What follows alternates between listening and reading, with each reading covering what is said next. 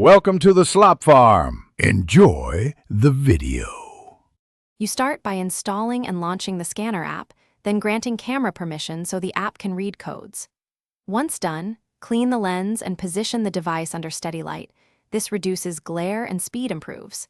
Now select the correct mode, QR versus barcode, because each uses different detection patterns. Hold the code inside the on-screen frame and keep your hand steady. Slight movement blurs detection and forces retries, so stabilize before the app attempts to read. You should now center the code and keep a consistent distance, roughly 10 to 30 centimeters, because distance affects focus and scanning reliability. Then watch for the app's autofocus signal or a brief confirmation animation. This usually takes 1 to 3 seconds. After capture, read the decoded content on screen. Don't blindly follow links. Verify the URL, product details, or text before tapping. If it's a link, you can long press to preview or copy it for later, which prevents. Finally, perform the desired action. Open the link, save contact details, compare prices, or copy the text while confirming accuracy.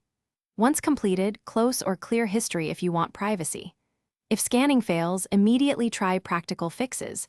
Boost lighting, wipe the lens, move slightly farther back, restart the app, or switch to a different scanner. These steps resolve most issues. If a link looks suspicious, cancel and inspect the domain, or paste the URL into a safety checker before you open it. Thanks for watching. Consider subscribing if we helped you today.